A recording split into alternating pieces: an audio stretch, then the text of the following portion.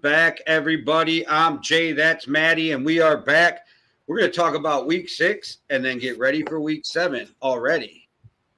Yeah, welcome to our week 6 reaction show on our Thursday night football preview. And Jay, I just want to start off with the tagline that's in the title. The Dallas Cowboys are a bad football team, and we were all reminded of it. And that's good. And it's good, cathartic stuff for me to know that the Dallas Cowboys suck. It means I just don't have to get my expectations up again. And also, Jay, turns out Rico Dowdle is the second coming of Emmitt Smith. Like, who knew? He didn't look like that at Dallas.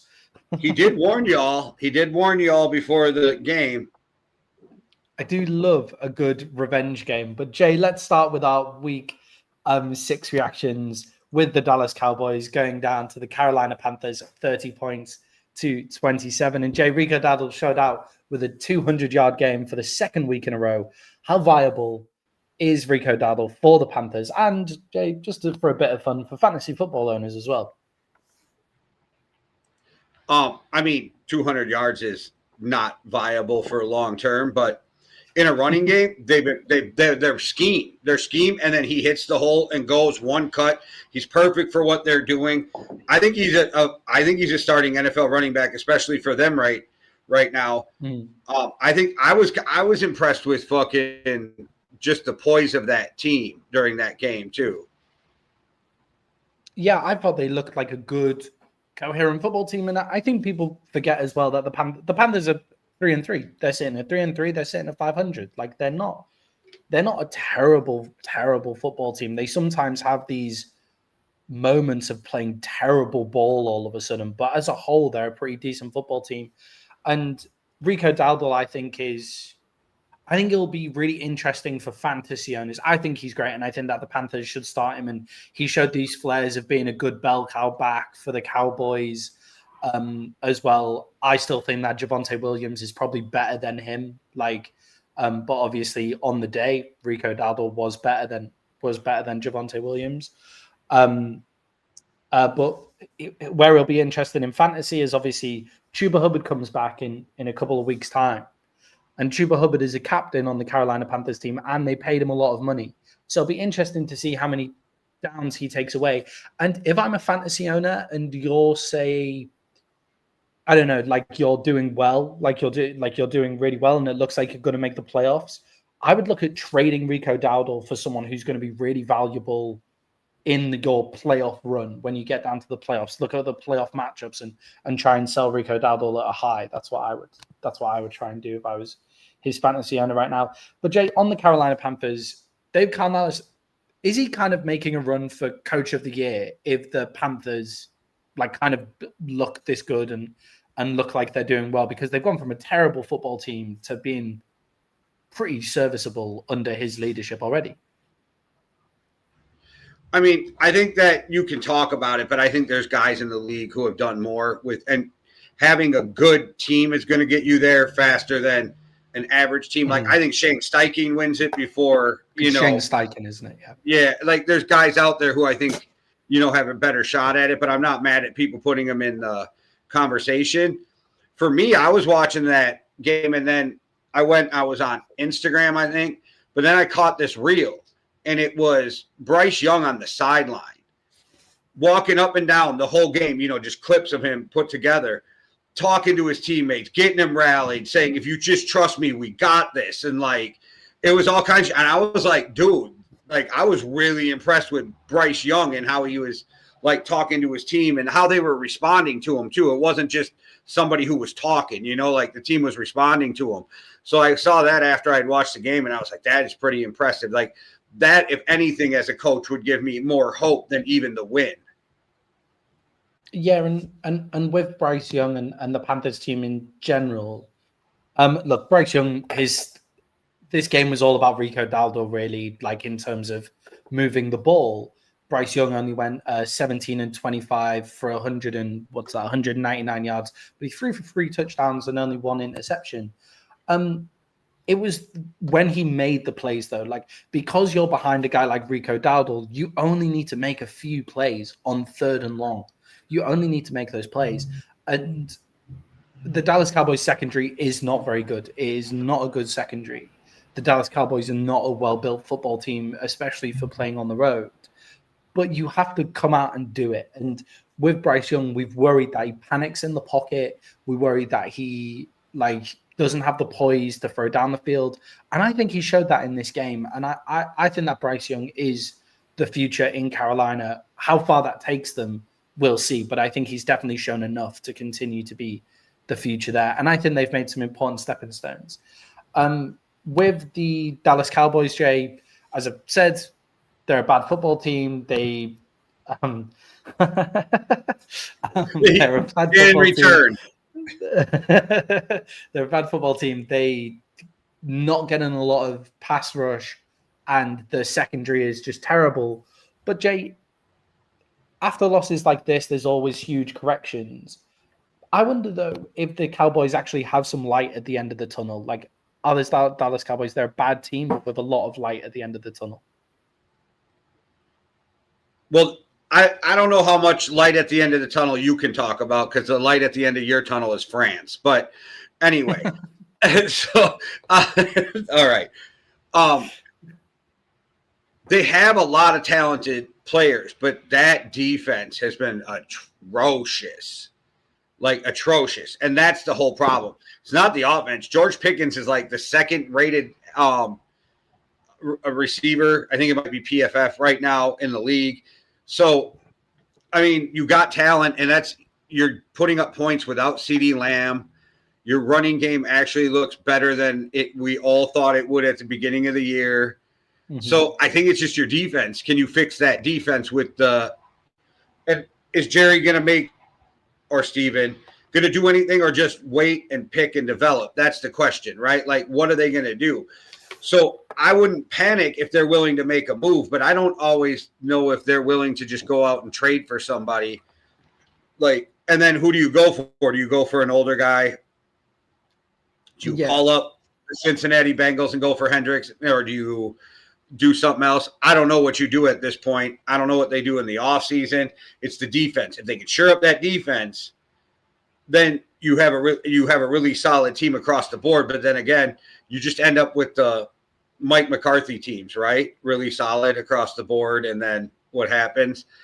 I think they just need to go make a splash. I think that's what they need to do. Go get somebody can fucking play. Yeah, I think the Cowboys actually, all the defense really needs to do is creep back towards average. Like, it doesn't, because the offense is playing so well, we just need somewhere close to average. And you can't get run on like they did against Carolina. And to be fair to the Cowboys defense, they haven't been run on like that all season. The fact that they're a soft team against the run is actually overplayed from previous seasons. This season, they haven't been that soft against the run. Like, they haven't been great, but they've been around average.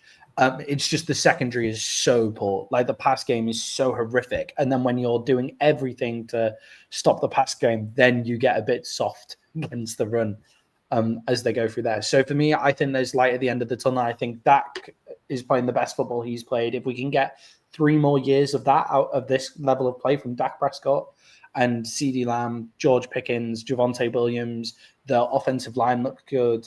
I think we have all the pieces in place. There's no need to massively overcorrect.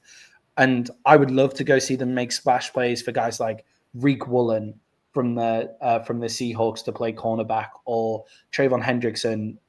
The back injury is a bit of a worry there, but Jalen Phillips from the Miami Dolphins, like those kind of players, I would love to go see them make those splashes. But, you know, once guys like Overshown are back as well, and the rookie, who I always forget his name, second round rookie defensive end, he looks pretty good pretty serviceable in the NFL as well.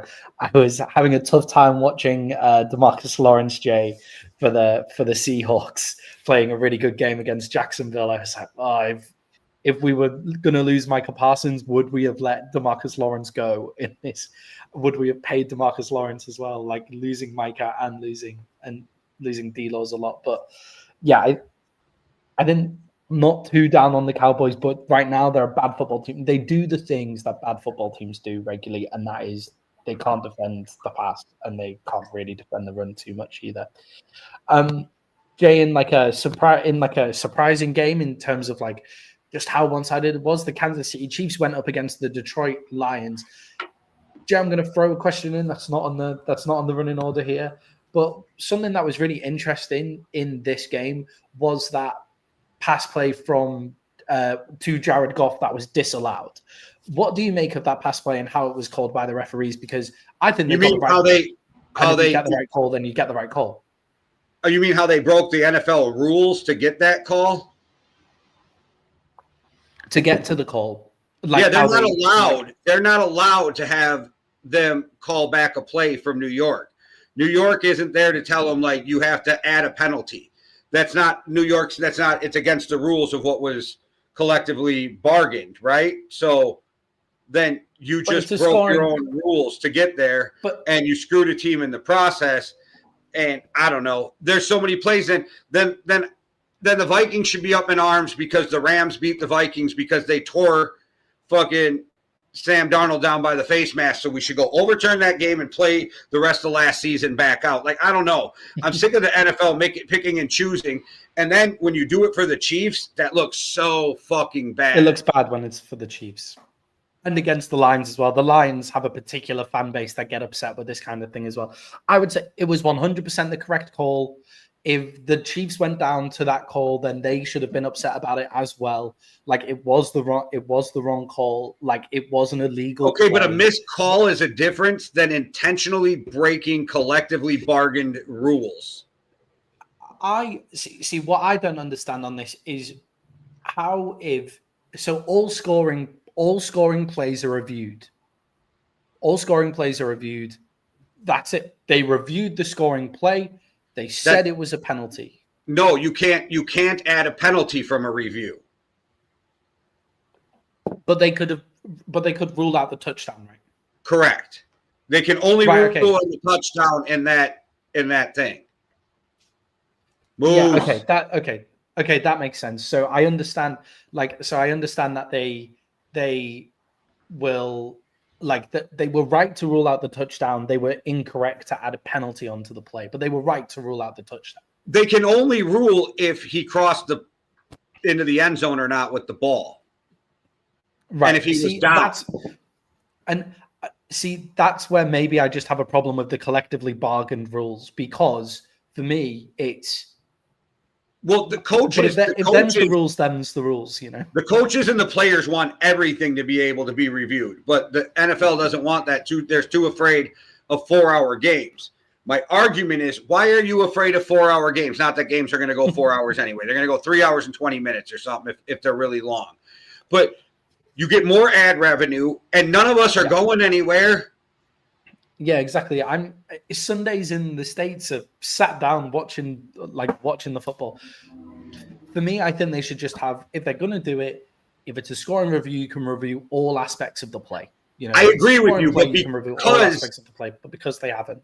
That my argument is you broke the fucking rule, right? And that's my problem. Like, you enforce the rules, but then you break the rules. How do you enforce them? You know, and it maybe it's this fuck authority being able to do what they want type shit that bothers me. You know what I mean? That might be part of it. But it's just like, and then I feel like you hose the Lions for the Chiefs. Like, and that looks so bad because now, granted, I'm an NFC North guy, so I do not love the Lions, but a lot of people love the Lions now. They're so lovable of a team, right? And everybody hates, I'm not a Chiefs hater either, but everybody hates the Chiefs. And now they've all been saying you've been cheating for the Chiefs for like 3 years. And now and Dan Campbell tells on you in the press conference. So I don't know. Yeah, I just think for me, it's all avoidable if you don't do an illegal play. Like, I would just say to Dan Campbell, It was an illegal play. Don't do an illegal play. Like, I understand why you're annoyed, but instead of coming up and bitching, your team got slapped down anyway. The Chiefs were better than you throughout the whole game. And, like, for me, it shows another bad side of Dan Campbell, this attitude here that we speak about a lot, where they have this thing where they have a sore loser mentality around them, and it puts down their entire team. Like, they have a sore loser mentality, like against the Dallas Cowboys when they were getting all those penalties against them, and they kept going for it and they kept going for it in ridiculous situations. They kept going for it, and he lost them that game. And I think he's now jeopardizing their next game by focusing too much on a Chiefs call where it was an illegal play. Like, Jared Goff was wrong in that play. Okay, but then he did get hosed on that Cowboys game by a call because they did report, and then just because the ref didn't do his job. So, like, if you're this is the only, like, I never am on Dan Campbell's side, but I am on this one, and I am so thinking, like, they hosed the Lions out of a win by doing something they always say they can't do. We can't have New York calling the plays. We can't have New York calling this. We can't have New York doing that. And then all of a sudden we find out, and that's why it took forever when it looked like the refs were talking to each other. That's how bad the cover-up is. They pretend to talk to each other so he can talk to New York. It's like, that's the shit. It's how shady and grimy they were about it, right? Like, so I'm with Dan Campbell on this one, and I don't go on the Dan Campbell train very often. That's interesting. I think that it's the coach's job to remain level in the situation. I think he's been bad for that. And for the most part, I agreed. But what makes Dan Campbell, and his players seem to like it, even though it drives me insane, is that emotion, right? And he's this honest, genuine guy, and he just tells it like it is. So if that's truly him and that's what his team loves about him, keep doing you, even though it bothers me. I'm not on your team. I think that the players can all like it and stuff, and it'd be bad for them. For instance, we're going to talk about Jay in GMJ. We'll get to it, but we're going to talk about the Brian Branch incident as well in one of the sections later in the show. So everybody stay tuned. Or do I have a lot for okay. that? But he just, like, again, the Lions overly emotional in a game, like overly playing on the emotions, and it doesn't service them. It doesn't service them well in a game, and it didn't service them well in this game. Jay, where do the Lions continue to go wrong in these big games? When the refs screw you out of a win. No. I don't know. I don't know if I could even blame the Lions. Honestly, the Chiefs just played fucking good football. Like, sometimes you just get beat, right? And I think the Lions just got beat on this one. I mean, we can nitpick any game where somebody loses or somebody wins, but I think at this point, it's doing a disservice to Kansas City, because I think that we saw the best Kansas City Chiefs team that we've seen all year. As soon as I gave up on it.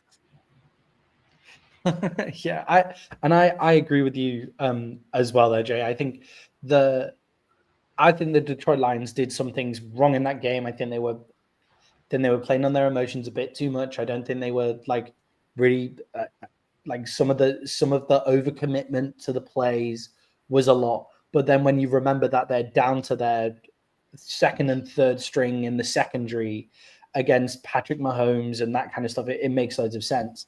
The run game was just strangely couldn't get going. But Jay, onto the Chiefs and how by chatting shit about the Detroit Lions, it's doing a disservice to the Chiefs. Are the Chiefs now favorites to win the Super Bowl for you? Are they one of the best teams in the AFC? See, that's the thing, because you watch them and you're like, that's the Chiefs, right? So if that's the team that comes out every week, absolutely. But if the other team shows back up, I don't know. But I have this weird thing this week where I've been catching a lot of snippets of talking heads, like even after a win, talking about, like, I think we're seeing the downside of Patrick Mahomes. I'm like, are you guys watching the same fucking shit I just watched? Unreal. Like, yeah, like, are you watching the same shit I just watched? Because then they're like, well, he's 30. Okay, and Rodgers is 40, and that guy's out there fucking slinging it too. Can we, like, I don't know. It's crazy to me, some of the narratives coming off of this. But are we ever going to, like, I know you can doubt them game by game and even for a season because shit was looking bad at the beginning, but are you really ever going to jump off a team that has Andy Reid, Spags, fucking Patrick Mahomes? You know what I mean? I don't think you're going to, like, give up on a team like that. Yeah, and I don't think they're the favorite to win the Super Bowl to me right now, but I wouldn't be shocked if they won the Super Bowl. Does that make sense? Yeah, and to me, actually, the game that they played against the Jags where they lost, they actually played quite well in that game as well, outside of one stupid play from. If that 99-yard interception for a touchdown doesn't go in, the Chiefs run away with that game as well. Like I think they played quite well in that game. And then in this game, I was just watching them and I was thinking, they're just having their way with this Lions team. And it was on the defensive side of the ball where they looked so good as well. Chris Jones, after stopping playing when Trevor Lawrence went to the ground the week before, Chris Jones put on a clinic and was living in the Lions backfield as well. He played incredibly well. And the other scary thing about this Chiefs team, Jay, is one, Isaiah Pacheco's back. He's running the ball as he was running it before. Maybe he's lost half a step, but he's running it as he was running before. But two, Rashee Rice comes back in this week. They now have their number one wide receiver back as well. They were looking that good without their number one wide receiver. And it's a number one wide receiver not coming back off injury. He's probably coming in fitter than ever because all he's been doing is being in the gym the whole time. So, I think the Chiefs are... I think the Chiefs might be Super Bowl favorites for me after watching those games and watching the other teams in the AFC kind of falling away in the Bills and the Ravens as well, who were other favorites at the start of the year. Jay, some new favorites in the NFC and the AFC. The Seattle Seahawks went up against the Jacksonville Jaguars, and Jay, Jaxon Smith-Njigba went off in this game. 8 receptions, 162 yards, and a touchdown. Can he be the difference for Seattle this year? Well, yeah, he's a great receiver. So they're going to have to ride him like any team with a great receiver, right? You're going to have to get him the ball, make sure. And then he's another guy that he's so athletic. If you get it to him in space, he could be gone. So that's a guy you want to just keep doing what you're doing with him, give him bubble screens, get the ball in his hands as much as you possibly can. I have to believe at some point we'll see a fully recovered Cooper Kupp. I don't know. You know what I mean? Because I see glimpses with Kupp, but I'm like, he's just not back yet. He's not back yet, but I think he will get better. I agree where I see glimpses of Cooper Kupp and go, oh, he's still in there. Like he can still do it. It's just he can't do it consistently every down, and we'll see if he can get back to that. But I think Jaxon Smith-Njigba might be. We were talking about doing a lot of top 10 lists, and I'll start incorporating them more into the thing. But I reckon Jaxon Smith-Njigba will rank very highly in the wide receiver rankings for me going into the season. Jay, are the Seahawks the real deal as contenders for the NFC Championship this year? What do you make of them after watching that game? Because you were as long as Sam Darnold does not do Sam Darnold shit, yes. But I might be scarred. I watched this with the Vikings last year. I watched this movie. Oh shit! Hey, Sam K, I know you can cook, man. So you just keep cooking. But with the I think I'm scarred, Maddie. I think I'm fucking scarred. Yeah. I watched this movie. I don't know. I just watched this movie play out last year. I think it's amazing how similar it looks to the Minnesota Vikings of last year, where it's like, okay, we understand that they have a decent roster. They've got a number one wide receiver. Jaxon Smith-Njigba is not as good as Justin Jefferson. No, but he's still a top receiver. Yeah, you don't have he's a very top receiver. To clarify. Fuck that. Yeah. Like Jaxon Smith-Njigba is very good. They have a number one wide receiver. They have a solid number two. They've got a good running back. They've got some good running backs back there as well. And it looks like very similar to me to the Vikings of last year. And has Sam Darnold improved year on year to be able to get away from that? Against the Jags, it looks so. He played really well. They had a really good game in that game as well. Jay, and Jacksonville from here, you were for Jacksonville on that game. Where do you think Jacksonville go from here? Like, what did you make of them watching that game? I thought they played a pretty good game. I don't think it was a thing that you're going to go, oh my gosh, fuck Jacksonville. The problem was they stopped the run. They just couldn't stop that fucking passing game. They were getting, and a lot of it is scheme. I don't want to take away from what McDonald's doing over there in fucking way in the middle of nowhere, Washington. But I didn't mind what Jacksonville did. I just think they got outplayed. But Trevor Lawrence still threw for like 260 yards, 2 touchdowns. Yeah. You know what I mean? They shut down the run and then just let the pass just run all over them. And that was their secondary let them down. So at this point, there's nobody you're going to go out and get. I mean, Stephon Gilmore still out there. I don't know. Like, I don't know who you're going to go get to try to fix it in the middle of the year. So you got to scheme it. They got to get pressure. They got to scheme it. And that was their problem. Also, they weren't getting any pressure. If you have a weak secondary, you have to get pressure. Yeah, I think with Jacksonville, what I've noticed about them throughout the year and what I've been saying in terms of like you can't continue to play at that level is they need interceptions for their offense to work and their defense to work. And the first game where they don't get an interception, they lose the game. They've been averaging around 2.5 until the Chiefs game. They were averaging 3 interceptions a game. And you can't keep those levels up on the defensive side of the ball. So maybe similar to the Dallas Cowboys defense of like 2023, or 2024 last year, maybe, where Deron Bland got all of those interceptions and Trayvon Diggs was piling in on interceptions as well. But if they weren't getting interceptions, they were getting absolutely cooked by wide receivers. Like, you can't keep up getting all these interceptions. You need to like be able to like make a stop. So I think that is a worry for Jacksonville, but I don't think they played as badly on the offensive side of the ball as everybody makes out they did.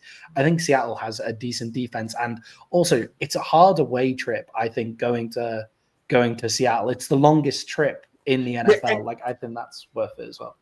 Yeah, and it's good for Seattle for getting a win at home, because that's been almost impossible for them this year, or the last couple of years. But the thing is, Seattle, no matter where they go, they have to make a long trip unless it's to San Francisco. Like, otherwise they're making a trek. And so like they get that all the time. So we can like say that, and I get teams aren't used to it, but Seattle does it all the time and they seem to have to figure it out. Right. So those excuses, and I'm not saying that you were making an excuse for them. I'm just saying, like, we can't use that as an excuse.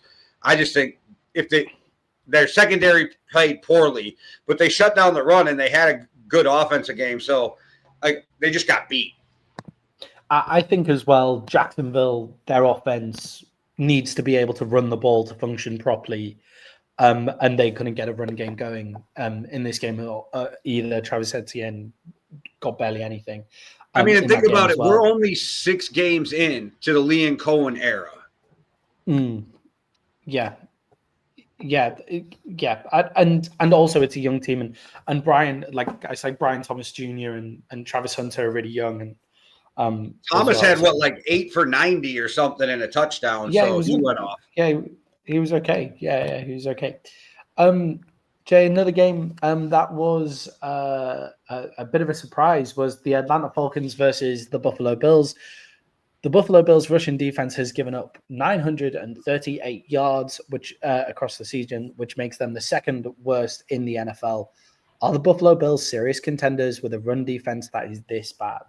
I refuse to talk about the Buffalo Bills first, and I'll tell you why. I just got to say this. I have shit all over the coaching staff of Atlanta. You built that fucking offense right finally, and it is clicking. That offensive line is the greatest gift you have for Bijan Robinson, and you built it around the running back instead of the quarterback, and you are making Bijan finally look like the star everybody said this kid was. All right. Now, okay, we can go to the Bills, but I had to say that because I have been shitting on that coaching staff.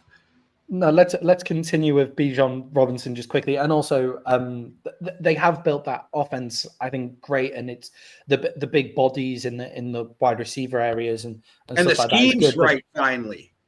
Yeah, it just looks right. I still think Michael Penix should be getting more questions asked about him, and I think Michael Penix is lucky that he plays in a Atlanta smaller market in terms of the national. It's friendly. Concourse. I think he's a friendly market. It's friendly. I think he's lucky that he plays in that market because he still makes quite a few errant throws. He's still, No, you're right. It's J.J. McCarthy, too. The reason he's still not getting crushed is because he's in a very friendly market, right? And Jordan Love gets some extra passes because he's in a friendly market. It's a real thing. But I'm not worried about Penix yet because I see what I saw in college at times. It's just they got to harness it and get him, to do it more often. Now, if we're having these same problems next year, I'm gonna be if I'm them. Because did anybody going in this season go, fuck, it's Atlanta. Atlanta's winning it all. I don't think anybody did that. So we don't have these expectations up here to judge them against. And I was just the last 2 games, I've been so impressed with how the scheme finally starts to seem to make sense to the players, and the offensive line is one of their strongest assets, and it's making Bijan be able to do everything everybody expected Bijan to do before that. I know some guys are saying best running back in the league. I still a little hesitant to that one, but I still think he is definitely one of the best running backs in the league right now. So that's not me being a hater. Yeah, he was ridiculous. He tore up the game, 170 yards rushing, 68 yards receiving. He got 39.8 fantasy points, making his fantasy owners very happy in this week. Hint, hint. Cheers, Bijan. But yeah, I think he really stepped up in that game and really showed what he was capable of as well. Let's move on to Buffalo. Jay, can they be serious contenders with a run defense that is that bad? Because as good as Bijan is and as good as Atlanta are, the Bills' run defense is really poor. It's looked poor against New England. It's looked poor against the Saints, and now it's looked poor against Atlanta as well. Yeah, their defense is a problem, and not having a number 1 receiver is a fucking problem for them too. But I don't think they are contenders with that defense the way it is right now. I also what do you do? Can you make a trade? Do you call up like a team like the Titans and see if they're willing to come off Sivens or Keys or something like that? Do you call these teams who seem to be in a free fall? Do you call the Jets? If I'm the Jets, am I willing to give up anybody off my defense? Maybe Sauce, but I'm not willing to come off like somebody who's going to help you stop the run. So there's probably not a ton of options out there. Maybe Minnesota's willing to come off Jonathan Allen because of how great Hargrave is playing and our young guys. But there's not a lot of upgrades to fix that defense right now in the middle of the year. So I don't know what they do. But here's the problem. You have a defensive head coach. How the fuck are we still in this problem year after year after year?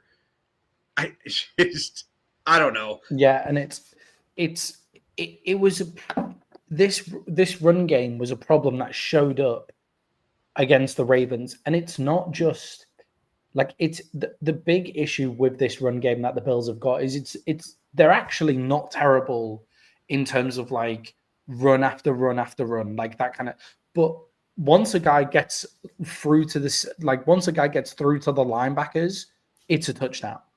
The 2 players in the secondary, the 2 safeties are not either fast enough or strong enough to deal with a run.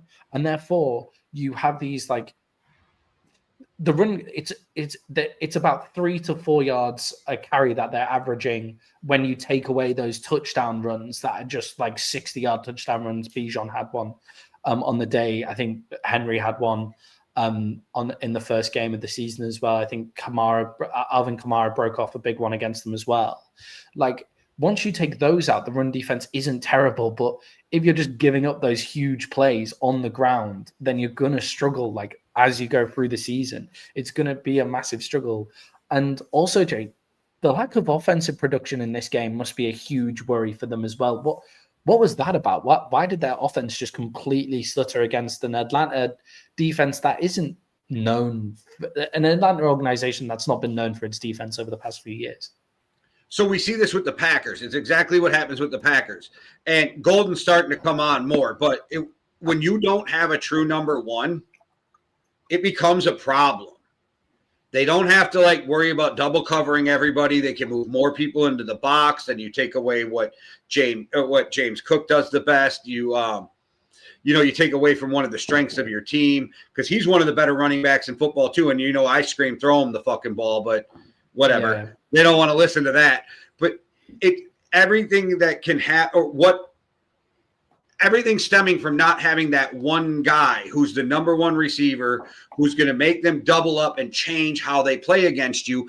They can literally line up and play a zone and not have to worry about a double. They can play man-to-man with safeties over the top instead of having to bracket one guy.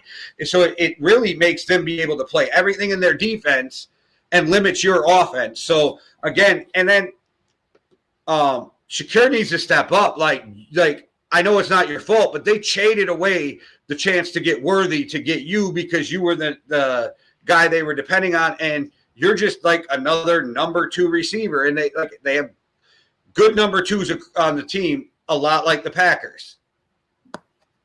Yeah, and I think I've noticed it with the Bills this year, and with Josh Allen over the past couple of years. Actually, it's like the interceptions have gone to his head.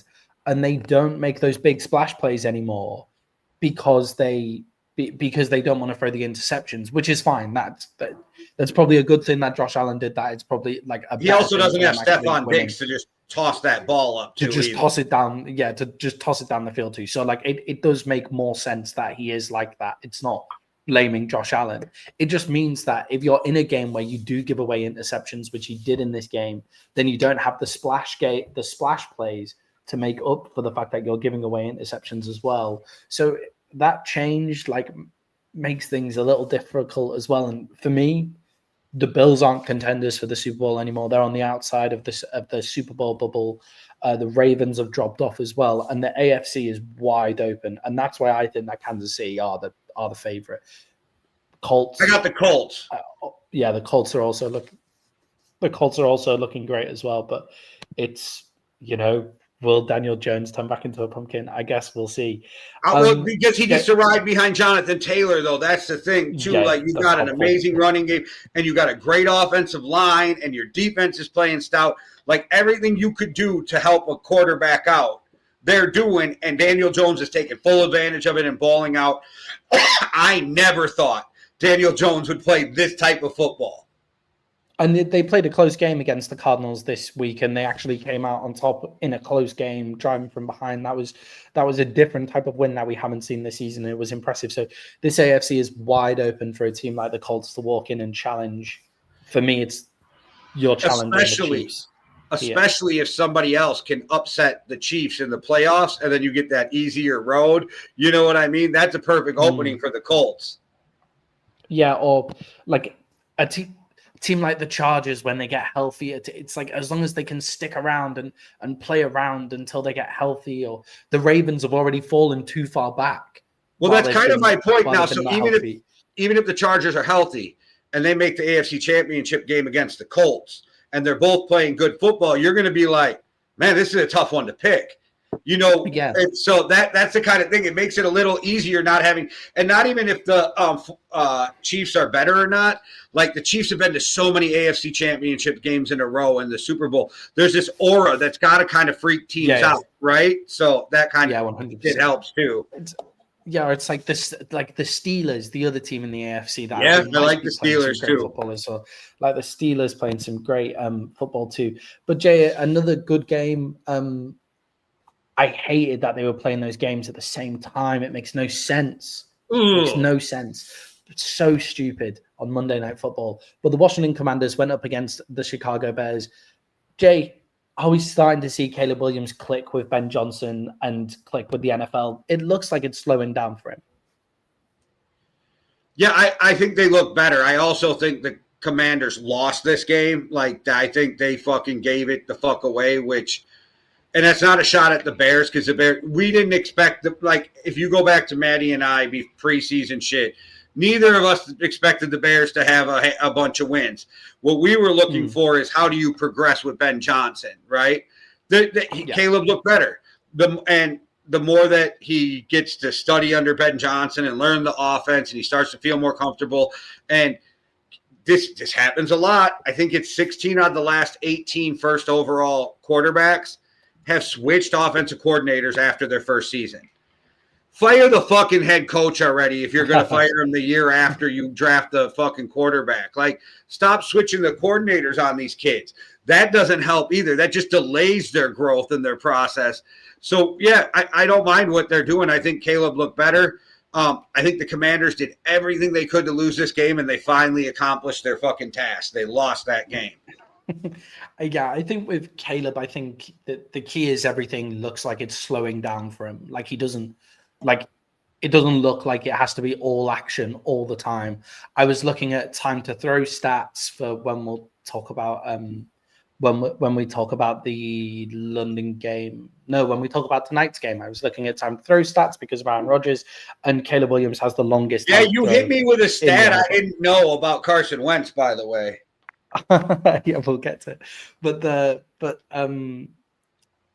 yeah, Caleb Williams has the longest time to throw. It's at like 2.9 seconds out of NFL quarterbacks that have had 100 plays this season. And it's like, but in this game, it didn't look like he was holding on to it for too long. It looked like he was like, okay, the game's slower. I'm getting rid of it. Like, it looked better. It looked like it was a good bit of progress there, and that's good for Caleb and good for the Bears. Jay, I like Caleb Williams as a personality for the NFL. Like, I think he's a fun personality to have in the NFL. So I hope he continues to play well. Jay, as you said, you think the Washington Commanders lost that game. I think maybe just 1 year more of roster building away from being a true contender because their defense has gaping holes in it. Yeah, and Terry McLaurin staying hurt doesn't help. You know what I mean? I mean, but I guess you can win when you're down to your fourth receiver because Baker Mayfield did it. But anyway, it doesn't help for your young quarterback to not have his top receiver. Also, like, I think they caught some people by surprise last year, and you know what I mean? People are more ready for shit, but the offense still looks good to me, and I think they're in a good place. I still think they made the right hire, the right quarterback pick, you're right. I don't think they're serious contenders, but I do think we'll see them in the playoffs or at least fighting for that playoffs at the end of the year.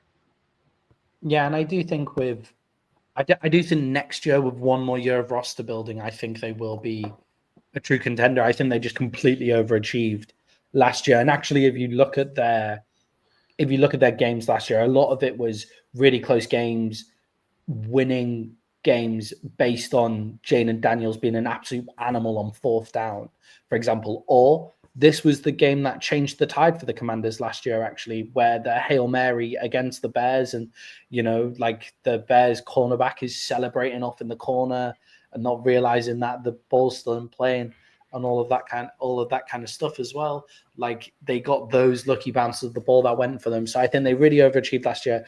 I do think they'll make the playoffs still this year, but I don't think they're a true contender with the holes that they have on the defense. One more year of roster building. Okay, Jay, we are into another year together doing podcasting and having our platform, and all we're looking for is a little bit of support. So guys, here's how you can buy a coffee and why you should buy a coffee for us. And then afterwards, we're going to go into our final bits of the reacting, Thursday Night Football and the London game as well. So stay tuned for that. And here's how you can buy us a coffee. Me and Jay set up the Yankee and the Brit nearly 5 years ago. And in that time, we've gone up to about 7 shows a week. And with the help of our loyal community, we've been able to keep growing. But we want to grow even more. And that's why just giving $5 or £5 could really help us out in our Buy Me a Coffee fund. And all you have to do is hit the Buy Me a Coffee link in our YouTube descriptions. That'll be on every single video. You can give £5, $5. You can give it once, you can give it every month. And what that does is it allows us to grow and even buy ourselves a coffee every once in a while.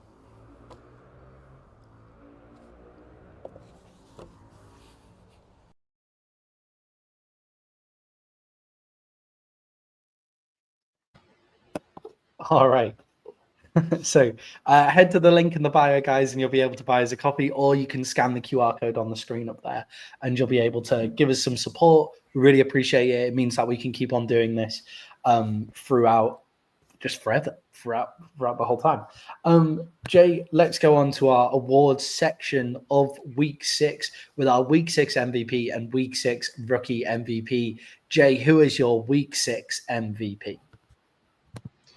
All right. So my Week 6 MVP is Rico Dowdle, with shout out to Bijan Robinson, Jamel Dean, and to Cameron and Dicker for 5 field goals.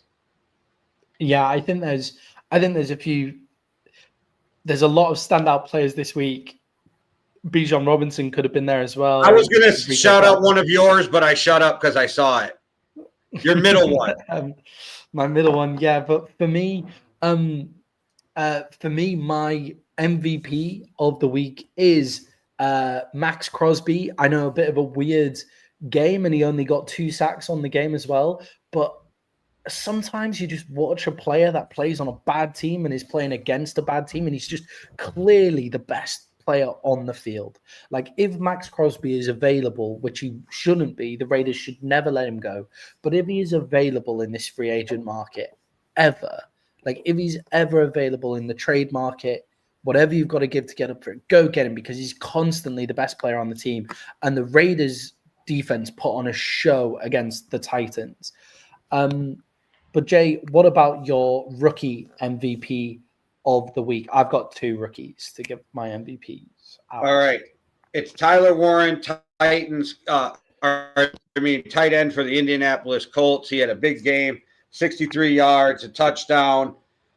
That's my one. And then I just have an honorable mention, linebacker Tampa, Yaya Dabby. That guy balled the fuck out during his game.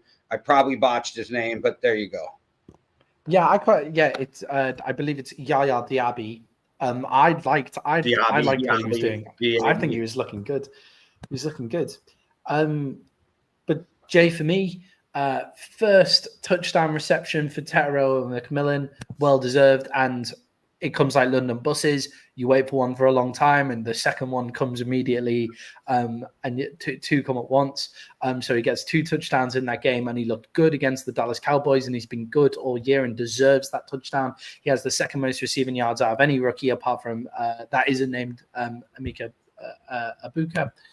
And then Jay Brown's tight end Harold Finnan Jr., 7 receptions for 81 yards, and he is the only positive for the Browns in that game, and he looked really, really good, and I think he'll be taking on a bigger role while Dylan Gabriel is playing there. So that is our NFL Week 6 MVPs and rookie MVPs, which leaves us to move on to my favorite section, which is GMJ, where I get to ask our podcasting GM, Jay, a question that I would like to ask all GMs in the NFL.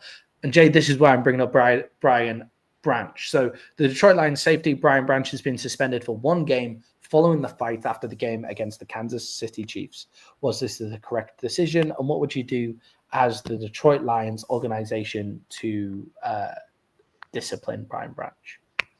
I think the league got it right, and I think Dan Campbell got it wrong. What are you doing up there? Just fuck. This isn't the kind of fucking team we are. I fucking lead with all kinds of bullshit. But then when my players do some bullshit, I'm going to stand up here and be like, this isn't the kind of team we are, man. Man, we don't do this shit, man. This is the NFL, man. You set the example with your emotional ass. Like, what are you talking about, Dan Campbell? Like, and should it have happened? No. Did the NFL do the right thing? Yes. Am I mad at my player? Not really. Like, I'm mad you missed a game, but I'm not mad that you were that heated. And I don't know if people realize that during that game, Juju decleated him on a side block. And I think there was some resentment from that. And then Patrick Mahomes was like flexing at him and pointing at him and all that shit. And then it just boiled over. And I know people will say that was during the game and that was after.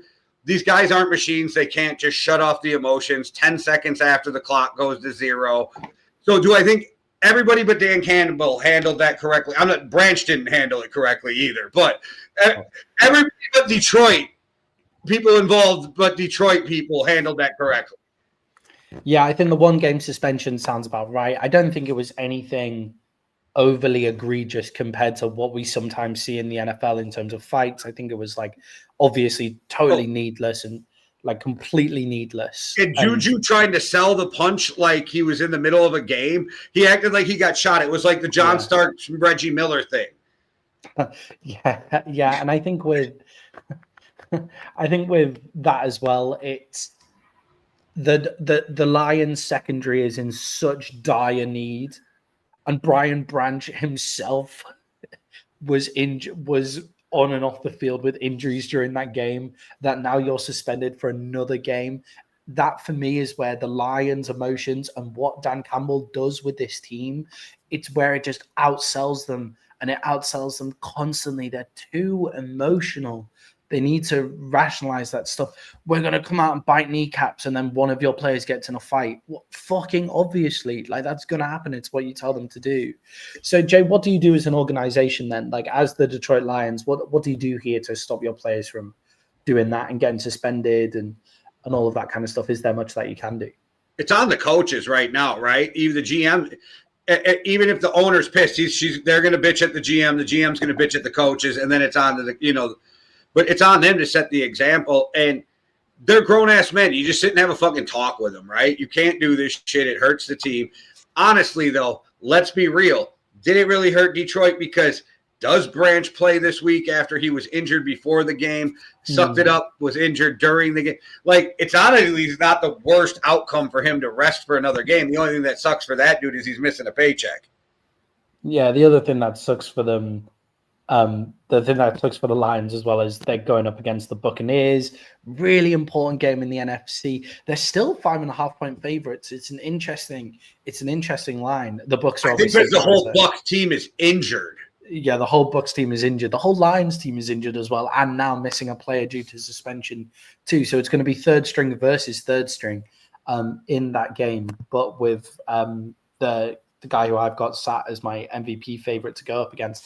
So stupid play, but begging for it to happen in Detroit. You're begging for it to happen. It's always going to happen, and that was the place it was going to happen with as well. Because I bag on Nick Sirianni for being overly emotional, but you never see it from the Eagles players. Like the Eagles players always end up keeping it in check. So he's clearly the right amount of emotional as to whatever I thought when I was first looking at Sirianni. Whereas Dan Campbell's teams, they're too emotional at key points in the season.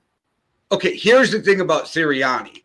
When he talks, he sounds like a fucking dipshit. But he obviously can coach. Like, he obviously can. That's the thing. And should he turn around and flip the fans off? No. But did I find it absolutely hilarious? Yes.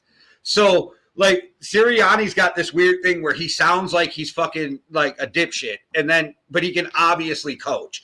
So it's this weird thing with Sirianni. So I get why people are harsh on him, but at this point, we just got to be like, okay, Sirianni can coach. He's just weird.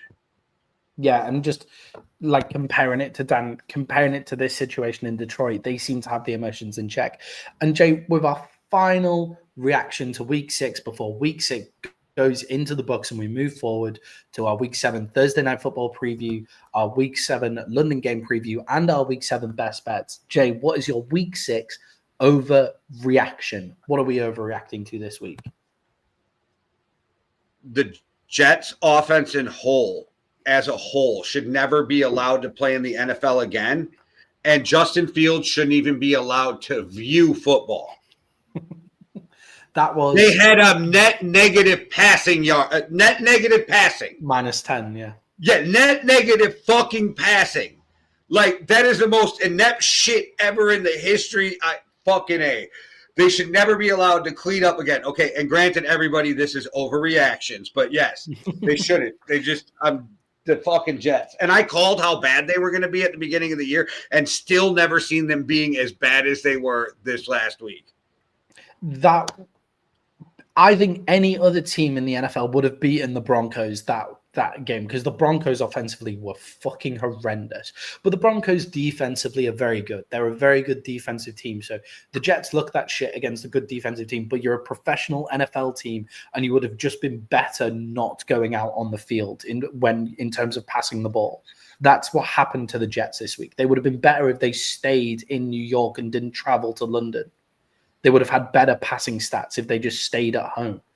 That's when you're terrible as a professional football team, and they were that was one of the worst games of football I've ever seen, and London gets them way more than everybody else, these terrible games of football. So cheers. Thanks for that. But yeah, terrible from the Jets, right? Awful. Yeah, awful. Jay, my overreaction is to the seeming news that the 49ers are benching Mac Jones and Brock Purdy is going to start. The 49ers have to start Mac Jones and they have to get rid of Brock Purdy. Brock Purdy kills their cap space. Mac Jones is playing good football. Yes, he threw 2 interceptions against the Bucs, but he also threw for 350 yards in that game, keeping you in a game where the Bucs were dominating offensively. I thought he looked very good. Mac Jones has to be the starting quarterback for the 49ers. I don't even think that's an overreaction. I think that's a fact. It's just a straight fact, but in the media, it's all Brock Purdy's back. The 49ers are going to be fine. What evidence do we have for that? Because what we have is the evidence that Mac Jones has come on and been better than Brock Purdy was even last year. Yeah, and not by a ton, but he is. And then you're talking about the contract. $50 million.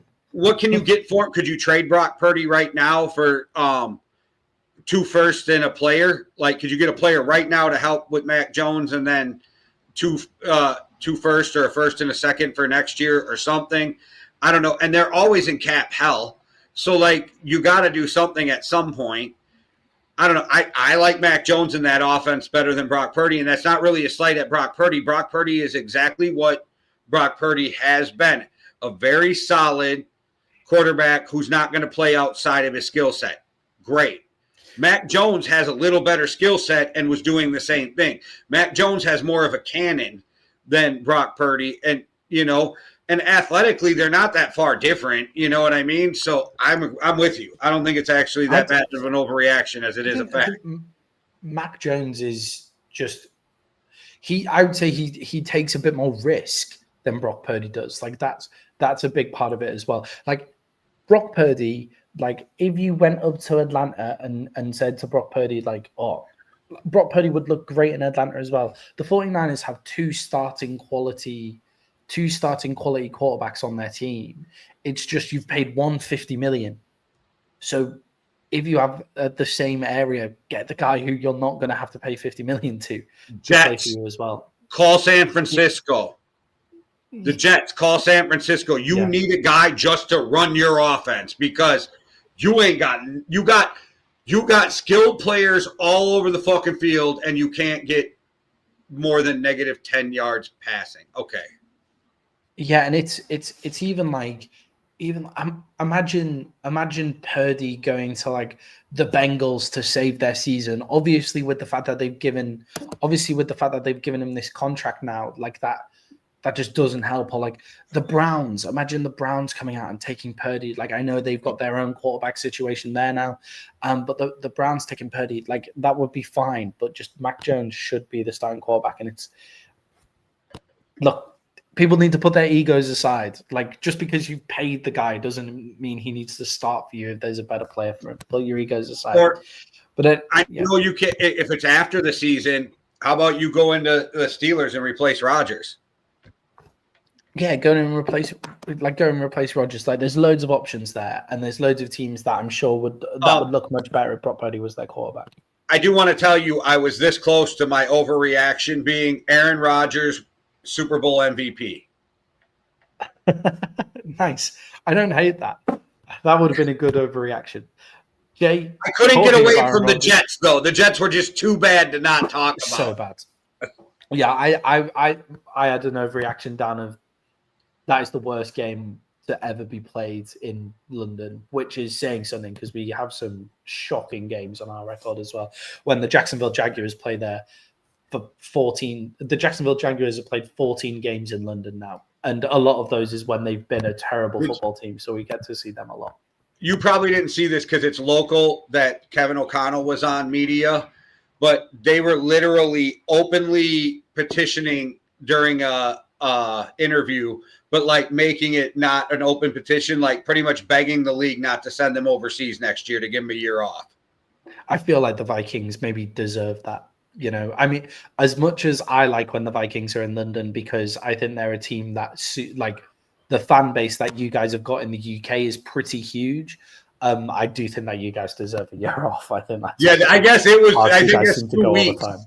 Yeah, 2 weeks was rough. 2 weeks. Yeah, 2 weeks is rough. Yeah. But Jay, talking of Aaron Rodgers, he's playing on Thursday Night Football, which starts in a little under. He's my starting fantasy quarterback. Nice. Interesting against the. It's because Kyler. I don't know because he should go off. Yeah, but the whole Kyler injury. Yeah, you know. And with Jacoby, actually stepping up for the Cardinals, Jacoby looking all right, you can give Kyler the time to heal if you're the Cardinals, right? And something we'll have to talk about on Sunday is do maybe the Cardinals move on after this year? Maybe that would be silly. Kyler Murray is. I heard somebody make a really good argument for it, even though I disagree with it, that I'm going to bring up to you on Sunday. All right. Come and tune in on Sunday for that one, guys. I'm looking forward to it already. But, Jay, the Cincinnati Bengals go up against the Pittsburgh Steelers, and the Steelers are 5.5-point favorites in this game. Joe Flacco comes off his first start as a Cincinnati Bengal, in which I thought that the passing game generally improved. I mean, it couldn't have looked much worse, but it looked pretty good. With Joe Flacco at quarterback, are the Bengals dangerous to play against? Because that's what they were last year. They were dangerous because of their scoring ability. Well, Mike Tomlin sure didn't like that they fucking traded him to the Bengals. That was fucking weird in itself. But okay, I think he might have some like scars from when he was in Baltimore. You know, that Joe Flacco. I think Joe Flacco's better than what they were using in Jake Browning, but I think there's a lot more problems than that on this team. And I think this defense is soft, and it's soft in the middle, and you got to get pressure on Rodgers to disrupt him, but he gets rid of the ball so fucking quick. And, you know, like, I think they're in trouble. I think this is a Cincinnati ass beating waiting to happen. But the Steelers have this miraculous way of figuring out how to let teams stick around. Yeah, and they've always been a team that lets teams stick around, haven't they? But I think the Bengals, if you're a Jamar Chase fantasy owner, Joe Flacco is a fucking godsend to you because, at least now he gets the ball, right? Like he's getting a silly amount of targets. No down the field passes. There's nothing happening down the field because the Bengals can't block and Joe Flacco can't move. But at least he's getting the short game target. So at least you have receptions going for you as well, and Jamar Chase after the catch as well. So I do think they're a bit more dangerous, have a bit more of the potential to go after you. And when you have that receiving core, and the Steelers cornerback core always has an issue with giving up huge games. Just every now and again, they just completely lose sight of everything. So the Bengals might have a bit of a puncher's chance in this one, but I agree with you, Jay. There's a lot more problems on this team, starting with the offensive line and how soft they are on defense. I've already mentioned it, Jay, but Aaron Rodgers currently has the second fastest throw time to throw in the NFL at 2.42 seconds. Only behind the Minnesota Vikings, Carson Wentz, who throws it at 2.2 seconds, that doesn't look right. It doesn't look like he throws the ball that fast, Carson Wentz. But no, Aaron Rodgers is second to Carson Wentz at 2.42 seconds. But Jay, how do you stop that as a defensive coordinator? How fast the Steelers are getting the ball out of Rodgers' hands? The only thing you can do is if you can get pressure up the middle, because if you can make a quarterback feel that pressure up the middle, it slows everything down on them, giving you more time. But that's what you got to do. You got to figure out how to get pressure up the middle. And Rodgers has proved that he's still athletic enough to get up out of the pocket. So I've been impressed with Rodgers this year with the Steelers. Looks like, he came off that Achilles last year, still looking rough. So the old man did not forget how to play football. This is one of my best bets, though. Aaron Rodgers actually had the quickest time to throw in NFL history last year when he was playing for the Jets as well. A 2.2, like Carson Wentz, I think, is at 2.3. Aaron Rodgers is at 2.2 last year at the quickest time to throw for the Jets as well. So he's just moved into just getting the ball just out of his hands, that short passing game. But then what they've added in this Steelers offense is every now and again they have DK Metcalf over the top, and that connection with DK Metcalf looks fucking great, especially on touchdowns for fantasy owners of DK Metcalf, like Jay is. We'll see how much the touchdown rate keeps up. I traded him. Yeah, you traded him, but we'll see how much the touchdown ratio keeps up because that's a lot to rely on. But I think that connection looks really good as well, and I think the Steelers' offense looks just as dangerous as what the Steelers' defense normally does. And Jay, have the Pittsburgh Steelers defense woken up, and is the Bengals offensive line in trouble? Because TJ Watt looked good last week. He did, but fucking this is why people hate PFF too. Like they said that Myles Garrett had a better fucking game than TJ Watt last week, but Myles Garrett didn't have any of the stats that fucking TJ Watt had. So they kill me. They kill me with that bullshit. It's because they do everything on wins, like wins against offensive linemen and pressures. Like 6 pressures to 2 sacks to 0, 2 batted balls. Yeah. Get the fuck out of here with that. That is some come on now. You got to at some point go, this isn't even reasonable. We just have to switch it. But TJ Watt balled out, and then you don't even have to be elite to look good against the Bengals offensive line. So it's a long day for that offensive line. They better keep tight ends. They better chip with running backs, keeping them back. We'll see what they can do to help out Joe Flacco with maybe quick screens to get to back up the defense, that kind of thing. But if I'm the fucking right guard or right tackle, I'm like, fuck. Yeah, and I think like TJ Watt, I think is personally going to go off in this game as well. I think he's going to look great. We've had a lot of close games in these primetime kickoffs, and it's been quite difficult to predict the primetime these Thursday night football games.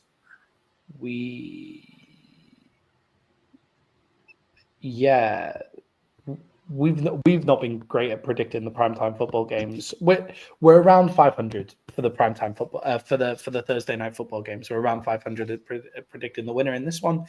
But it's been there's been a lot of close games on this Thursday night football when we've been predicted to have blowouts. The Steelers 5.5 points, so not a blowout, only a touchdown favorite. Who have you got, Jay? You were saying you hinted at it before. Yeah, that's my best bet. Steelers -5.5 over the Bengals. Yeah, I'm going for the Steelers in this one as well. I don't really see how the Bengals keep up. I think they've got a fighter's chance, but 5.5 points, give it to me for the Steelers as well. Not a best bet. I'm not going to bet any Thursday night games as best bets, I don't think, because I just don't trust them as much as Sunday games. But Jay, another game to really not trust when you're betting this year. It's not been going well for anybody betting on these games. Are the London games and just the Europe games in general, those early kickoffs where the Jacksonville Jaguars are going up against the Los Angeles Rams, and the Rams are 3-point favorites. And Jay, Puka Nacua hasn't even made the trip to London. How big of a loss is Puka Nacua for the Rams? Well, it is a loss because that's their number one guy. Can Devontae Adams step up is the question. The problem, too, is you are, as the Rams, playing against a team who's used to going over and playing in London. This is nothing new to them at all. So that plays into it. And then I wonder, Matthew Stafford, who has just permanent body injury, how much that travel is going to affect him. Yeah, I mean, the Jacksonville Jaguars have played 14 times in London now. This will be their 15th game. No other team has played more. No other team has even played 10 times in European games. I think the Vikings are the next. I think you guys have played maybe 7 or 8 away. I don't know why I think we're 5-0 in London, but I could be wrong. Maybe 5. Maybe and then we played in Ireland. the Ireland game as well. Yeah, 6, 7-ish. But anyway, that's the discrepancy between the Jacksonville Jaguars, and obviously it's because it looked like they might be moving out of Jacksonville for a while. But it shouldn't be new to them. They have everything. They have everything ready there for them. They've done it lots, and I think the Rams have. I don't really remember the Rams playing in London that much.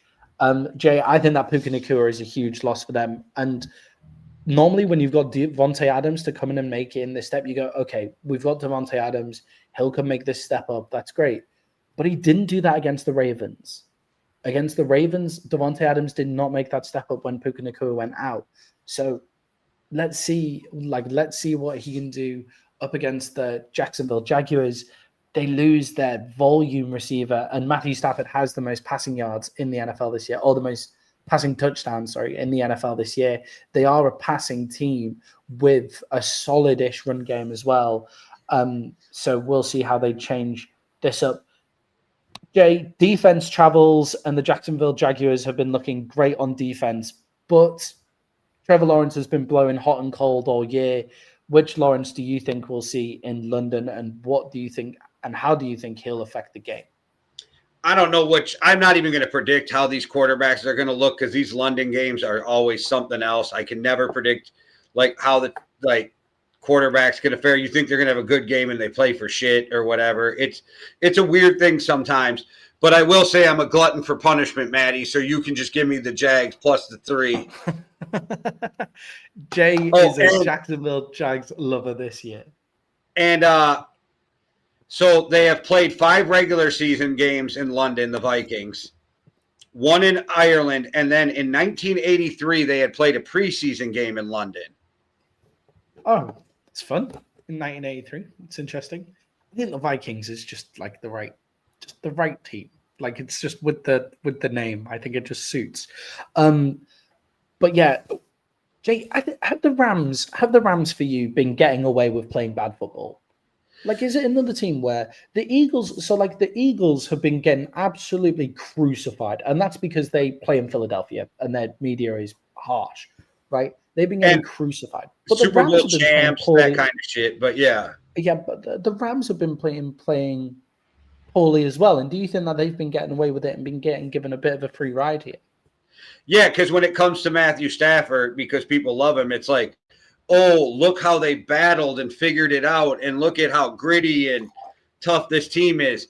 And then when Philly does it, they're like, oh, what the fuck is wrong with them? They don't know how to play football. But it's just how it is. There's media, people love Matthew Stafford, but he put a lot of years into building that goodwill too, with reporters in the NFL and doing the right thing and, being a great teammate. So I'm not mad at it, but yeah, there is some of that. It's when Philly are doing it, though. Philly are built to do that. The Rams are not built to do that. The Rams are built to go out and just win, blow teams out on the offensive side of the ball when you look at it. But then actually, you look at where they're best, and the big names are on the offensive side of the ball, but their defense has been so excellent. Their defense has been so good all year, coming out and grinding out games. And that's why I think they'll be able to stop the run for the Jags. I think they're going to put the pressure on Trevor Lawrence, and I think he might struggle. I don't think the Jags are going to get those turnovers that they've been relying on in this game. Give me the Rams in this one, as well as the 3-point favorites. But I don't love that bet, if I'm going to just be completely honest. I don't love betting on that game. I wouldn't touch it personally. Travis Hunter with 2 interceptions. Do you reckon that'll be fun? I don't know. I just said it. We'll see. If it happens, I look like a fucking genius. Travis Hunter coming out party in London. That sounds good. Sounds good. Travis Hunter, 2 interceptions, a defensive touchdown, and an offensive touchdown. That's what we want to see. A defensive and an offensive touchdown from Travis Hunter. That's what we want to see in the NFL. 10 receptions for 150 yards, 2 interceptions, 2 pick sixes. There you go. There you go. No pressure. Jason, I've got some really interesting spreads this week, to be perfectly honest, when we move on to our best bets here. Our best bets, struggled in the past 2 weeks, but we're close in and around 500, scrapping away at the best bets. And when you compare us to a lot of the talking heads online, we're doing better than them. But we give you 3 best bets against the spread to go and bet every single week, and we do that on a Thursday night. And these are our best bets. Jay, who have you got first for your best bet? Well, the Steelers at 5.5. And then what have we got after that? I got the Panthers over the Jets at -1.5 because they're the fucking Jets. And then Patriots over the Titans -7. I think the Patriots have shown that they're a better team than what people thought. And are we even sure what the fuck is going on in Tennessee? Yeah, and I think with like the owner didn't even show up to the press conference, Maddie. Yeah, if you watched any of the Titans versus the Raiders game, and look, I'm not sure why anybody really would. I did because I desperately needed the Raiders defense to ball out in fantasy. So I watched that game because I needed that to happen. And they did. Cam Ward has 0 chance. It's finally started to happen when people in the media have started to call Cam Ward out for poor play. But the guy actually has 0 chance of being able to do anything. There are no wide receivers open, and he has 0 time to throw the ball. The offensive line is terrible. And the wide receiver core, no one's getting open. So he has absolutely 0 chance to do anything. When it comes to that side of the ball. So I'm going to defend Cam Ward here. And also his head coach is an idiot, and we should have probably done a little chat about Callahan, but we'll chat more about the Titans on Sunday. So I talk about a guy who doesn't have a job. Yeah. And he's probably not even that mad. That motherfucker got like a 4-year contract. He's going to sit at home for the next couple of years getting paid $5 to $8 million a year, like fishing and golfing. Like, yeah, bro. And then here's the thing: he has coached in this league forever, and he's been good at. He'll get another coaching job, probably not a head coaching job, but go enjoy your time with your family for whatever you got left on that contract to get paid, and golf and whatever. And you know what I mean? Go enjoy it because shit went bad for you in Tennessee, and it probably was miserable. Yeah, and for me, it was the right thing to fire him as well. Like, it looked like it just wasn't functioning. Like, it just wasn't functioning well. But you just let Vrabel go to hire this guy. Okay. Yeah. And I feel like Vrabel might have his team G'd up. And the Patriots, unlike the Patriots of old, the Patriots are not upset about going out and just blowing out a team. Well, they did it earlier in the season to the Panthers as well. So a 7-point spread, not bad there. Last thing I'll say about the Patriots, because it's kind of going to the left field, but people were all like, why doesn't Vrabel take the Jets job? They got better talent. Why doesn't Vrabel? That's exactly why, because that's a dysfunctional ass fucking organization.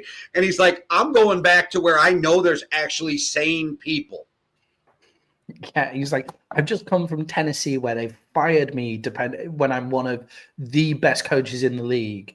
I'm going to go back to where there's sane people. I think that's fair enough. And also he made the perfect play, letting someone else go in there and take over from Bill Belichick. So then he gets to take over from the guy that took over from Bill Belichick, not taking over from Bill Belichick. Bill obviously looking maybe one and done in his college career here as well. But the legacy is crumbling a little. But I don't think. See, I hate when people say that because how is being shitty in college affect your NFL legacy? Because they say that now, but the second that he's done and retired for 2 years, nobody's going to talk about North Carolina. They're going to talk about how he was the greatest coach in the NFL history and blah, blah, blah.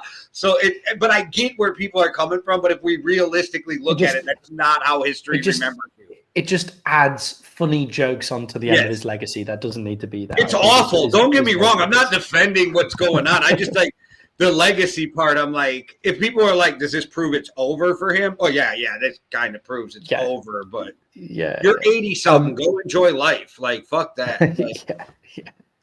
Maddie, who you got? Yeah, for me, my best bets this week. I've decided I'm never going to bet on the Broncos as a touchdown favorite ever again. I'm getting +7. I'm getting +7 For the Giants, I think the Broncos will beat the Giants, but I think the Giants will be within 7. Also, if you are a running back going up against the Miami Dolphins defense, then you are going to have a 200-yard game. The Cleveland Browns have got Keyshawn Judkins running hard behind that line. They also have a great defense. They're minus 2.5-point favorites. So give me the Cleveland Browns against the Miami Dolphins. And Jay, the Indianapolis Colts are underdogs to an injured Los Angeles Chargers team. Give me the Colts at plus 1.5. I think they'll get the job done and beat the Chargers.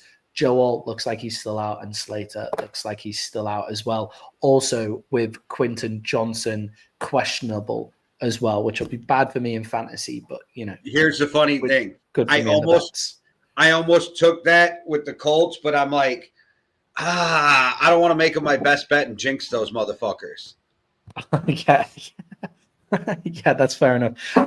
I think. For me, like the Steelers screamed out 5.5 as well. I just don't like betting the Thursday night. I was surprised that the Panthers were only 1.5-point favorites against the Jets as well, and the Patriots itself makes sense. So the reason I went with the Steelers is Rodgers has this propensity to ball out in prime time to remind everybody that he is Aaron Rodgers.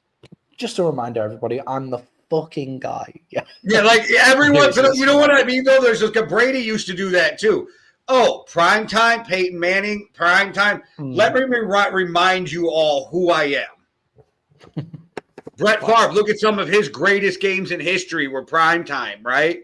So you're like, yeah, there's something about these guys who are like the GOATs at what they do, and they want to just shine when the lights are the brightest. And I'm hoping for my fantasy team because I'm kind of think I'm almost to the point where I can just count myself out already this year, but I still want to disrupt for everybody else.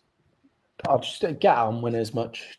Just get out and win as much as you can. And also, if you really rack up the points for category, like the points that you've scored, at least you can make yourself feel better. Like if there's guys who have nicer win records, but you have more points for, it just makes me feel better. No, you're right, because almost every game I've lost except this last week, I could have beat almost everybody in our league. So I'm like, yeah, I just got up against some buzzsaws at the worst possible weeks, week after week. Yeah. So I'm okay with it. And I still got a better team than the fucking Canadian. So like we don't. I know I've got to play against the Canadian, and my team, if Quentin Johnson's injured, I'm like, fuck, like. Zay Flowers is on a bye and not good. Ricky Pearsall is injured. So I've then got to go for either Troy Franklin or Eric Ayamana. And it's just like, if I lose to the Canadian, I'm going to be so shit. Like, that's going to be so sad. You won't see me on the chats for a while if I lose to the Canadian. But anyway, my existential crisis averted right there. So just to remind everybody, we have both picked the Steelers for tonight's game at 5.5 points. I've gone for the Rams on the early kickoff in London at 3 points, and Jay has gone for the Jaguars at plus 3 points. So we don't agree on everything. Our best bets are I've got the Giants at plus 7. I've got the Cleveland Browns at 2.5, and I've got the Colts at plus 1.5. Jay has the Steelers tonight at minus 5.5, the Panthers at minus 1.5, and the Patriots at minus 7 as well. So another great show, Jay. Send us out like you always do. And everybody come join us on Sunday where we go through every single game 2 hours before, so you don't have to listen to all the other shows. And once the London game is boring again, you can just start listening to us rather than the London game as well. So come and join us 2 hours before kickoff on Sunday. So that is 8 a.m. Pacific, 11 p.m. Eastern. And if you want to support us right there, you can scan that QR code or the description. Maddie, you must be mirrored because your finger was pointing the complete opposite way. So, but like I said, we got 8 shows. Just hit the like and subscribe, hit the notification button, and we are creeping up to that 1,000. Help us get there. Help us get there. We can start monetizing at 1,000. It'd be great for us. So help us out. Help us get there. And thank you guys all for watching. One world, one love. Deuces. Cheerio.